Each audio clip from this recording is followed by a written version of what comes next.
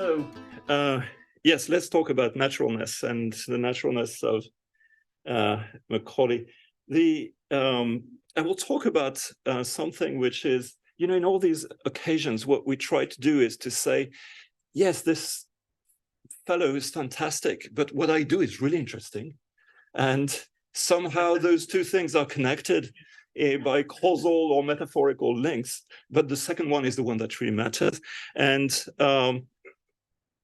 I will not avoid that. I will exaggerate that by saying, you know, what I have to say is of cosmic significance. And Robert McCauley is a nice person. And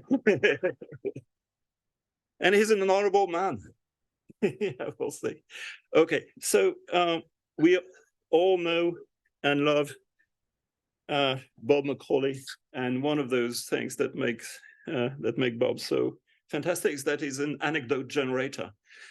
You can hear, you know, in the conversation say, "Oh, do you remember when he did this? When he said that?" and stuff like that. There are many reasons for that, but one of them is a combination of great seriousness with lots of eccentricities that he takes so seriously that sometimes you wonder if he's pulling your leg, but he's not. He's being totally earnest about certain things, and he knows the importance of being earnest in various things. So in literature, they say that there are 7 types of ambiguity. There's a famous book in literary criticism that was called that, 7 Types of Ambiguity. I can tell you that Bob McCauley will suffer none of them. And I've had many conversations with Bob where I've tried the sort of chain of arguments. And of course, in the chain of argument, there's always a sort of slightly weaker link. And I'm sure you all had this experience of being interrupted by, hold on a second. This, no, this is not working. Okay, so I'm very glad that he can't really do this today, because there will be a few sort of tenuous links every now and then. Yesterday,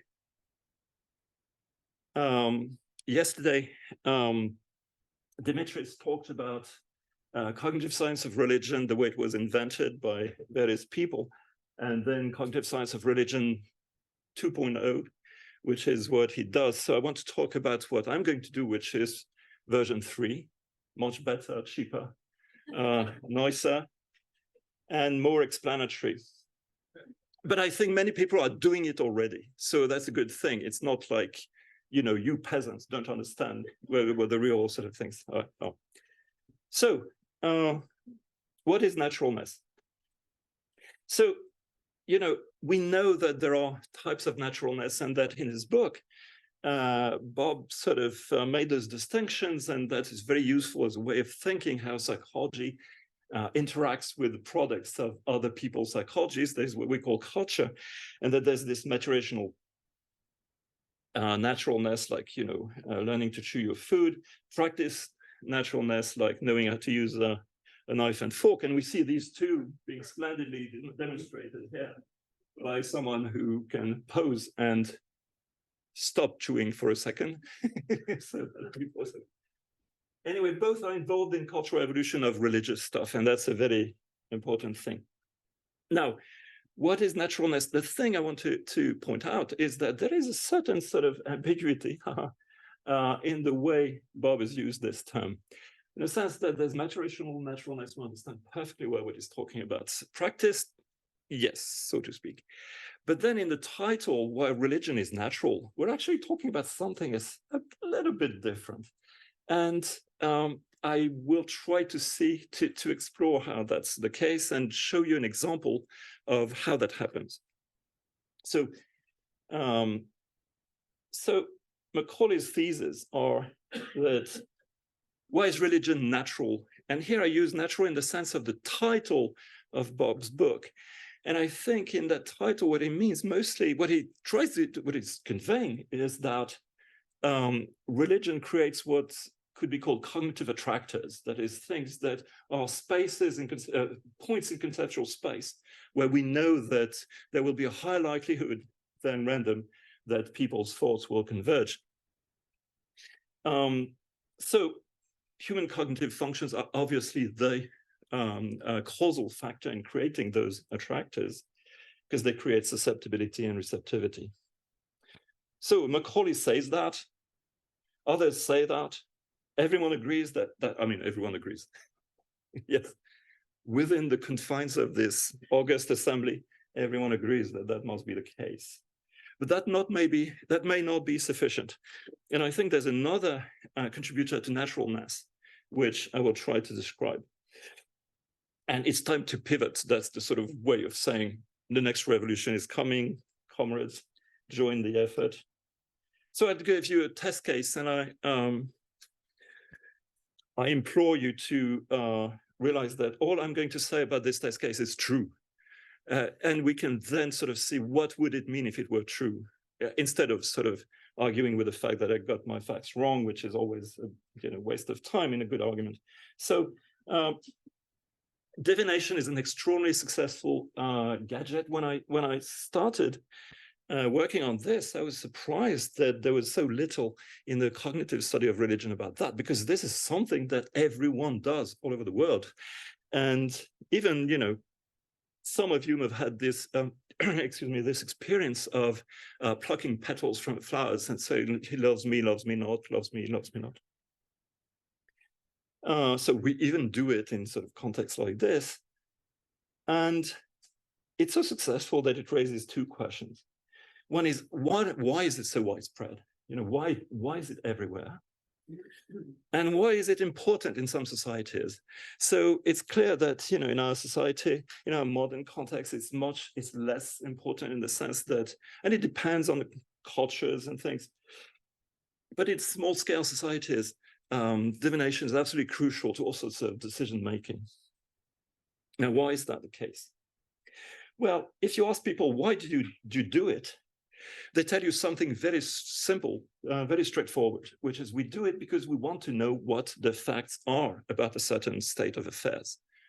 We just want to know the true description of some situation.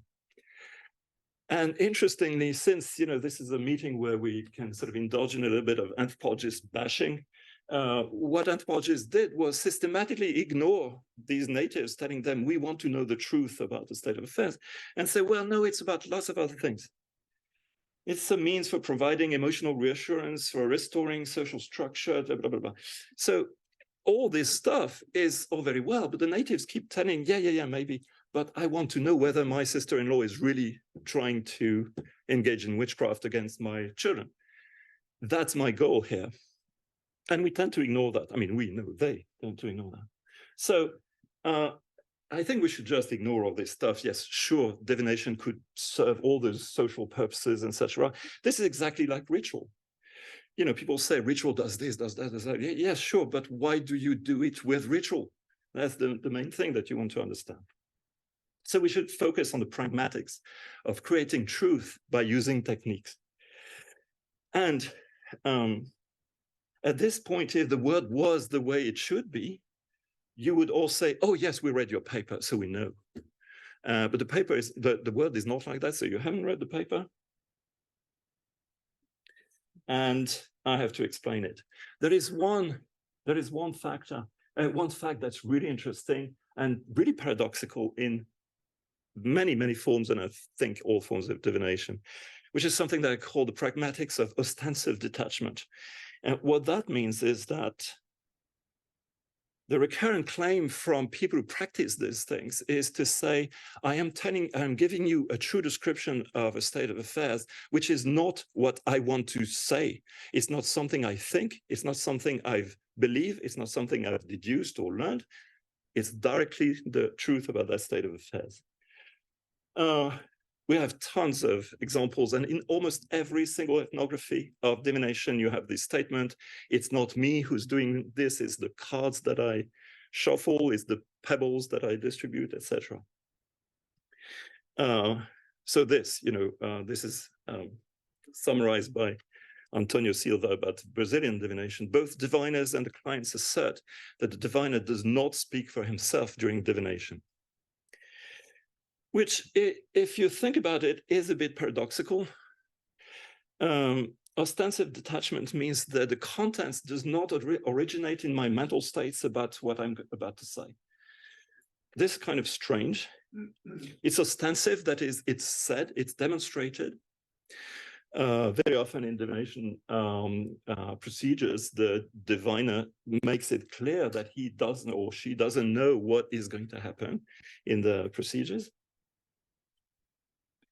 And the implication is, of course, that to the extent that this description is true, it's not because of my mental states piloting my statements about the state of affairs. So that is strange. That is odd, because in standard conversation, we have exactly the opposite of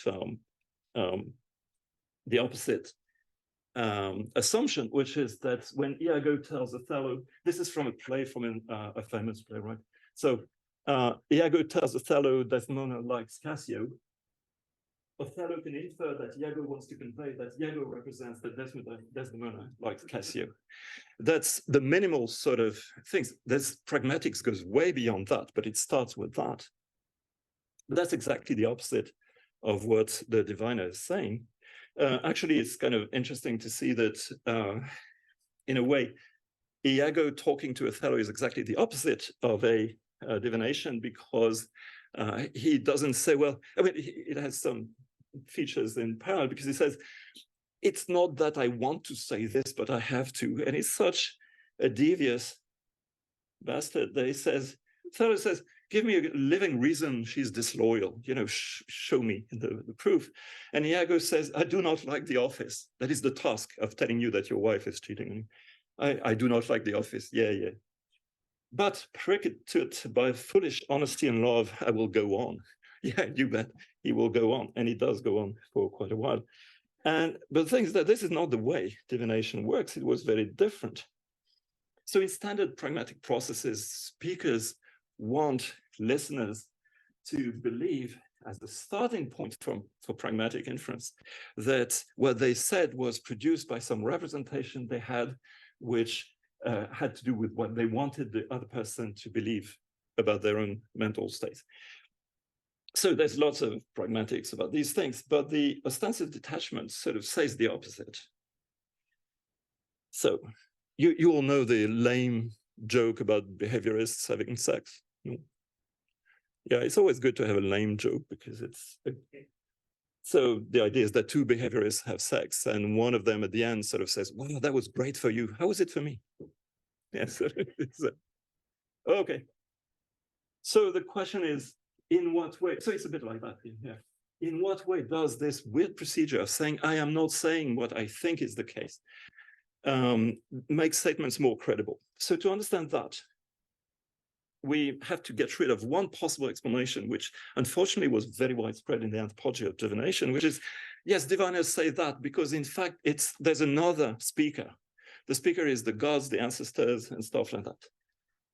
And that's why the diviners say it's not me who's talking. So that interpretation is wrong. Okay, I will explain why it's wrong. This is the explanation. And the problem is that this is almost universal in theories of divination or models of divination. And in many places, indeed, people will say, well, the diviner said he's not saying what he thinks because he's saying what the ancestors want to say. But actually, that's neither a necessary nor sufficient condition.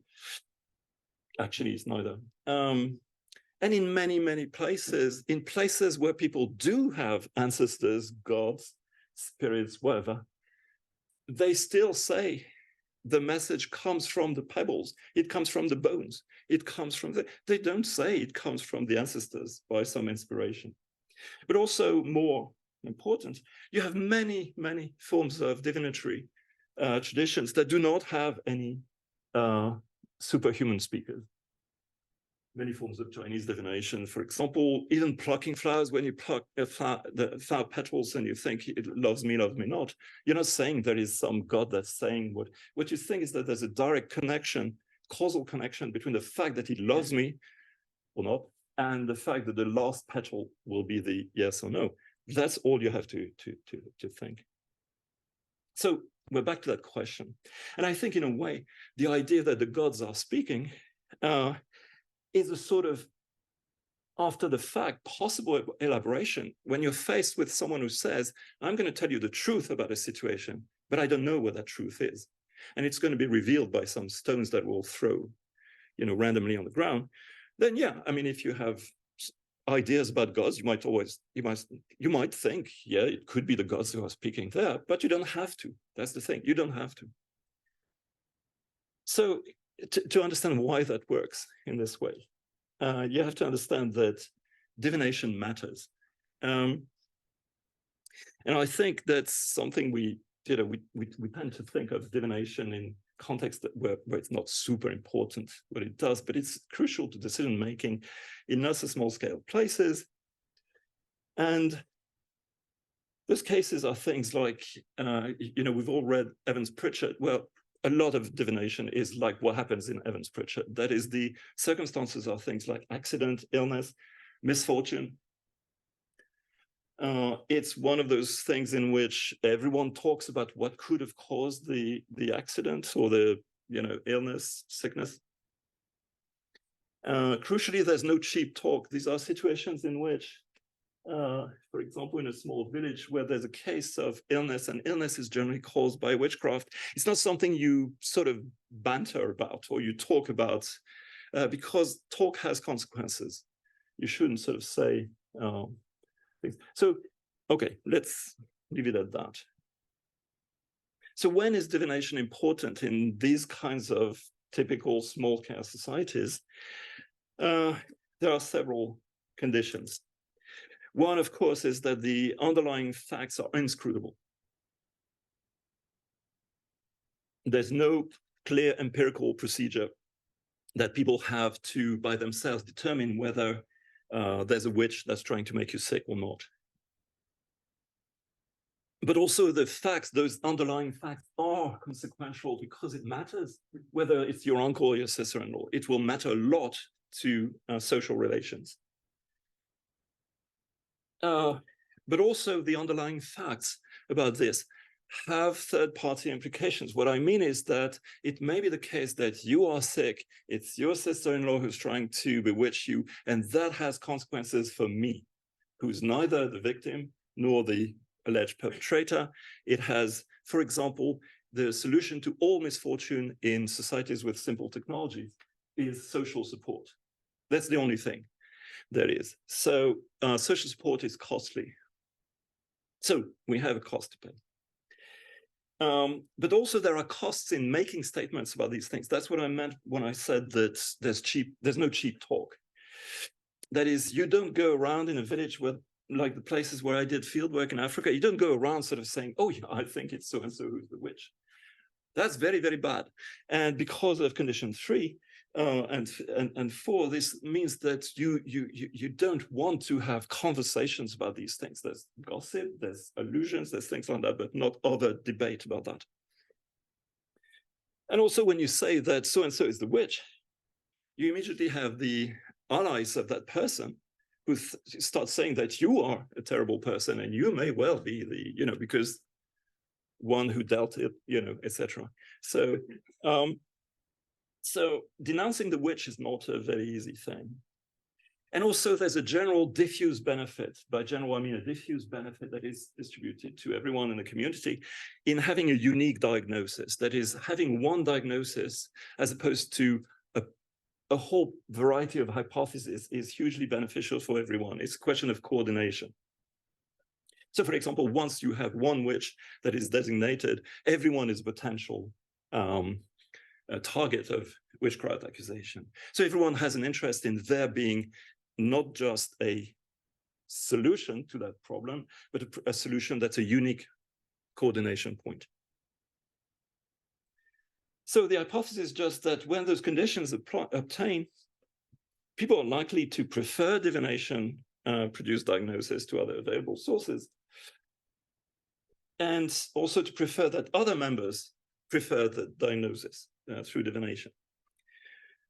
But again, why ostensive detachment then? Well, the thing is that there's, in a way, a simple and simplistic argument for that, which is privative. That is, the ostensive detachment, it doesn't add any argument to think that a statement is true. It removes arguments for thinking that it may not be true.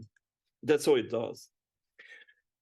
why not listen to wise people? You know, when you have a case of witchcraft, why don't we ask people around who know about these things, like old people, to tell us who is the witch? Well, we don't do that because no source is untainted. In situations like that, this was beautifully demonstrated in an old ethnography by Jean Favre among French farmers. All sources are tainted. You know, whatever you say means that you have an interest in having that person being denounced as a witch. So no statement about that is innocent. So we have that. And the interesting thing about ostensive detachment is that it blocks those inferences. It says whatever you want to say, you can't say that this statement was produced by anyone's specific interests.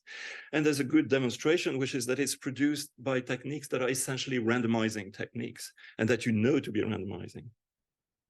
So statements with ostensive detachment are less compromised, and I think that's the only thing they have, which is that they're not more persuasive, they're less unpersuasive than other statements about the thing. And yeah, people consider the source. The thing is that in every sort of situation of conversation and statement, people, even young children, are sensitive to the fact that what you say has to do with your interests. There are lots of beautiful experiments showing that even 4-year-olds, 3-year-olds, to a certain degree, consider that something is tainted if the source, the person who makes that statement, would have some interest. They would say it, wouldn't they? Kind of thing. So young children are sensitive to that, adults, A40 or even more so. So again, when you have those conditions that the facts are inscrutable, the facts are consequential, and crucially, that there is a general benefit to having a unique statement, I think this is what happened. This has interesting implications that show that that explain some features of divination that are otherwise pretty strange. That, for example, in many places it's reported, and I think it's quite general, that clients of diviners prefer a diviner who does not know about their situation. In many tribal societies, there are people who travel long distances to go see a diviner who's never heard of them. Why would that be the case? You know, it's a bit like going to see a doctor who's never heard of my kind of sickness. It's going to be better.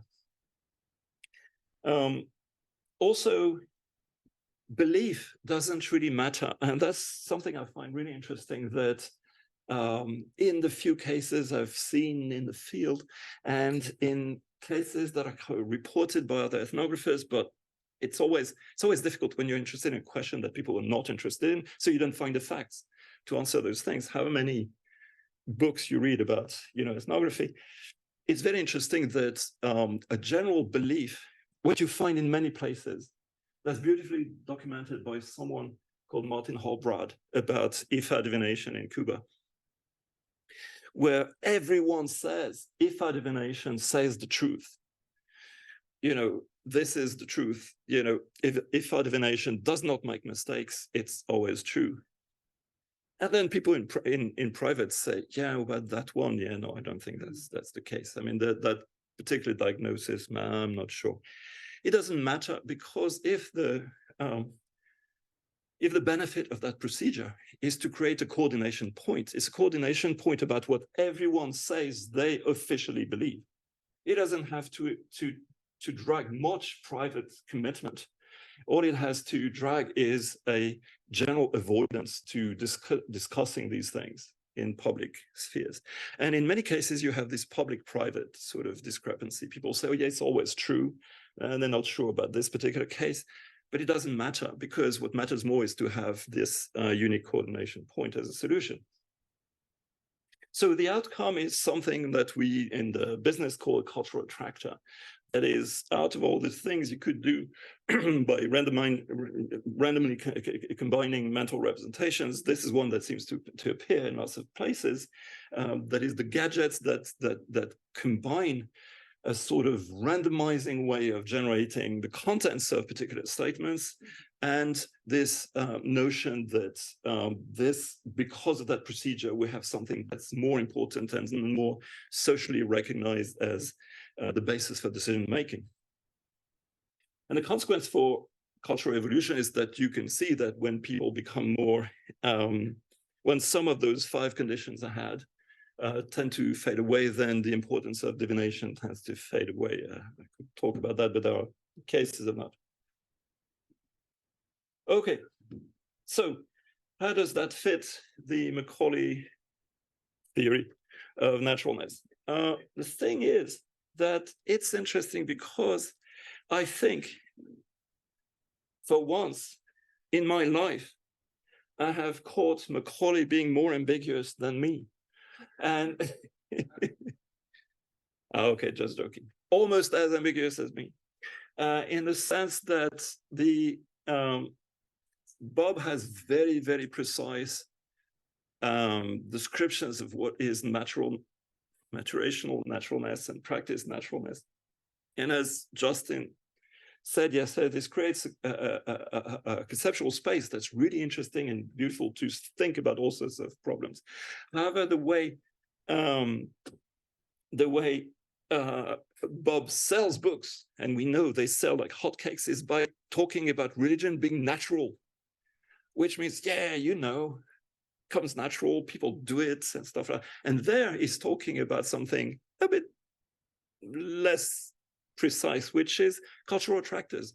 You know, why is it something that people come back to? And it's fine because whoever never sinned, etc., cast the first stone, okay?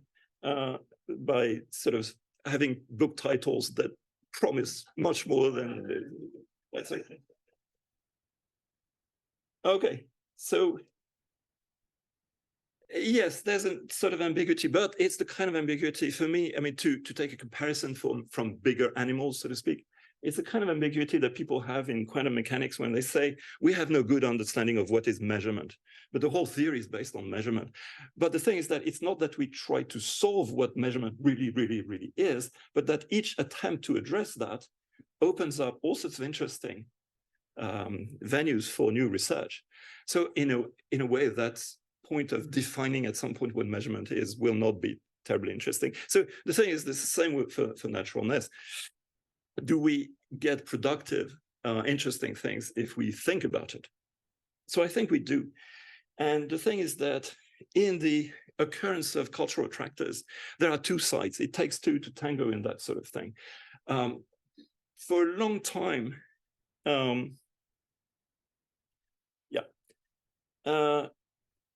for a long time, cultural evolution was based on the idea that only consumption of cultural stuff matters.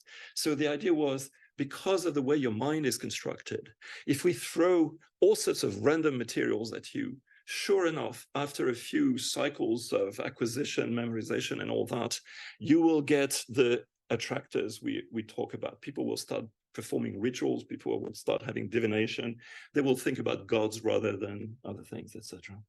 That was a claim about consumption. And the analogy was with evolution by natural selection. When people proposed the first models of evolution by natural selection that were mathematically sound by Fisher, they assumed that mutation was random and selection was guided. And it turned out that was mostly true. But it might have been false. But the idea was that it does not matter if it's false, because even if mutations were guided, it wouldn't matter. The selective process would still give you the kinds of products you have. So we've adopted that in anthropology in the study of cultural evolution. And it may be somewhat limiting. So, for example, in the case of divination, what makes it compelling? By compelling, I mean it's something we have to do now. We can't just sort of leave this situation of misfortune unaddressed. We have to do something. What we have to do is divination. Why that?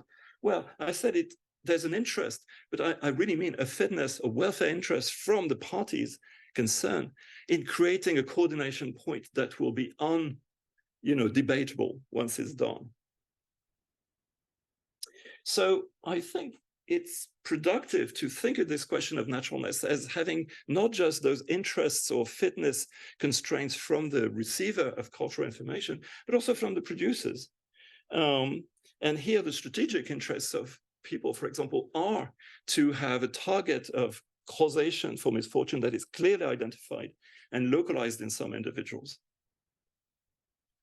We could do that, and I think with colleagues, I've tried to argue that there is a general question here that we could produce models of cultural evolution that have not just the reception, consumption constraints that we've talked about for 30 years, but also some production constraints. With Jean-Baptiste André and Nicolas Baumard, we've tried to do that by sort of, and Manveer Singh to a large degree is always, although he disagrees with the general idea, but he's wrong, because the shamanism is a great example in the sense that in shamanism you certainly have cultural attractors created by the sort of thing that people, the people who talk about explaining religion would say that there's a counterintuitive statement and blah, blah, blah. Okay, yeah, that's true, or let's say it's true. But there's also the interests of people in having the social role of providers of information that others do not have about certain things. And we've neglected that because we thought, well, it's not terribly important. What I think is interesting is that it could be important in shaping the kind of stuff they produce. They produce stuff that will be of good for consumption. So in the same way as a market requires producers that do not just act randomly, but try to go to the sweet spots of consumption, we could have that. An interesting example that Baumard has worked on is puritanical norms, that, it's in a way, it's paradoxical. Why would people be so interested by norms that say you should have less fun? That seems a bit sort of strange. But in terms of reproductive strategies, you can see that there are people, it's not that they have a great fitness interest in being more puritanical, they have a great fitness interest in others being very puritanical. Because, for example, if they have long-term strategies, it's very disastrous for them if the others have short-term strategies, because it undermines all the constraints of their own strategies. Anyway, I just want to throw this out that we've been doing work in cultural evolution 1 and Mark 2 that was mostly consumption-based. We haven't thought about the producers' interests. I think they're interesting because the argument, yes, if everything was random, it would still be like that, is fine. But it so happens that there are some properties that are more easily explained by saying those producers need to have certain qualities in the products they offer to the market. In particular, now I'm really interested in how people explain misfortune. And I think explaining misfortune is a great thing because basically in most places, in all places, there is no explanation. The explanation of misfortune that creates lots of cultural production is why me, or why this person, why at this point. There is no explanation for that. Unless, there is no theory that says why, you would, the piano would have fallen on you as you were crossing the street. The piano falling in general, yes. You walking in general, you being more compressible than the surface of a piano at its, maximal speed is also a general fact. But the fact that you and not someone else was under the piano is not explained. Now, Bob is a great person for intertheoretic relations.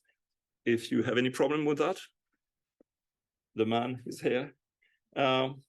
In some cases, we've had in the study of culture, we've had horizontal sort of things where that's what McCauley and Lawson did, which is to say, well, religious rituals, really, all you have to do is take the action psychology that's part of it, and most of the features are explained by that, with a little sort of ingredient, a spice that's given by counterintuitive sort of agents. We do sort of vertical relations when you say cultural attractors are explained by a certain naturalness, but we don't know what it is. We also have metaphor or model-based intertheoretic relations, in the sense that the study of cultural evolution has been very often based on just importing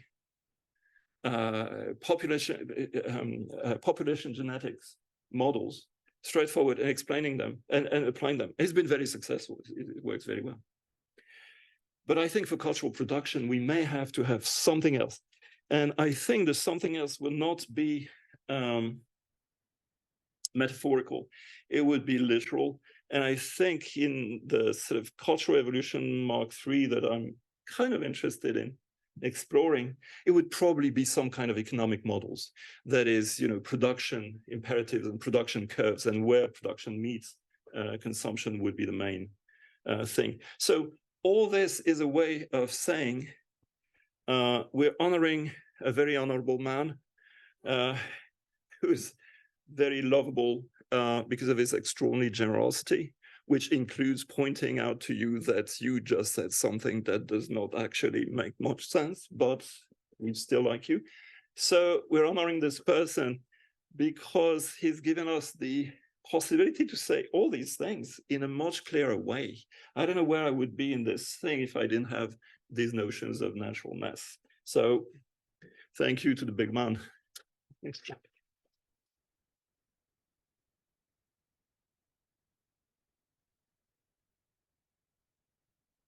This is a very recent picture of, you can see how this workshop has aged Bob McCauley. This is him yesterday. Great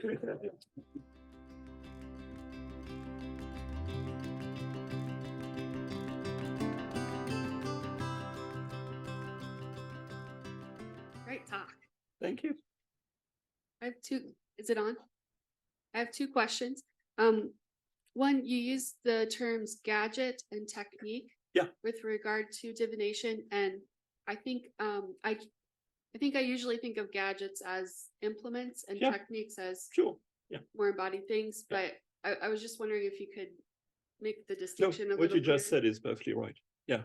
And you know, there are all sorts of, there's a spectrum between more inspired, more mechanical sort of things. But yeah, lots of them have gadgets. One of the divinations that I could observe consists in putting a big spider, sort of tarantula-like spider on the ground, putting little sticks around it, then covering the whole thing with a big pot. And then the poor animal tries to get out, and you see which sticks it knocks over. So that's a gadget in a way. That's an animal gadget. Thank you. And also, where does astrology fit in this? Because you mentioned that a lot of times the gadgets are randomizing, and I'm not sure how randomizing astrology would be. So randomizing is just one of the ways in which you can detach yourself. And another one is to say, oh, this is cosmic order, you know, constellations doing their job. The problem, obviously, that those people have is that to be convincing, it's an interesting case, because that's one of the things I'm interested in, the production of culture. The thing about, if you're a producer of culture or cultural stuff or potentially cultural stuff, you don't want to explain to people something technical that they then know, and you don't have to repeat it ever again. And because that's something that I find really interesting, that in the treatment of misfortune, you'll find that all the mystical specialists are absolutely concerned with the particulars of the case. They always say, in your case, it's your sister-in-law that does this and does that. They do not make generic statements about what happens that creates this kind of disease. And I think the simple reason for that is that if you made generic statements, then you can make them once, and then people can go home and they know what causes these kind of things, and they don't need you anymore. And to give you an example, I'm sorry, this is a long-winded sort of reply. You see that in medical practice, that many doctors are wedded to the idea of clinical intuition being hugely important, far more than the evidence would warrant. And one reason for that, you could say, is that, well, they're like shamans. You know, if they say, well, look up the physiology, look up the particulars of your case, and you have the solution of why you had this. Well, if you say that, then you can be replaced. You know, no one needs you. Any physiologist could say that, or, you know, any artificial intelligence could do that, and they're very worried about that. But if you say, well, you know, no two cases are ever the same, then it's very reassuring for the patient, because there is some sort of social support that's directed at them and not someone else. But also, it's very reassuring for a practitioner, because it means that I have a job tomorrow, you know, because everyone is different. In astrology, of course, people have that problem, that the constellations are doing their stuff. So if you say, being a Pisces, whatever, you are this and this and that, then the solution is, of course, that you say it in such a vague way that, you know, people will ask you again and again and again. I don't know, it's oh. Hi, I really liked your talk. Thank you. I'm currently working on an honors thesis that is kind of similar. On what? Sorry, An honors thesis. It's kind of similar. It's about kind of bringing evolutionary models to scientific production and consumption. And one thing that I noticed in your talk was that these cultural producers, they often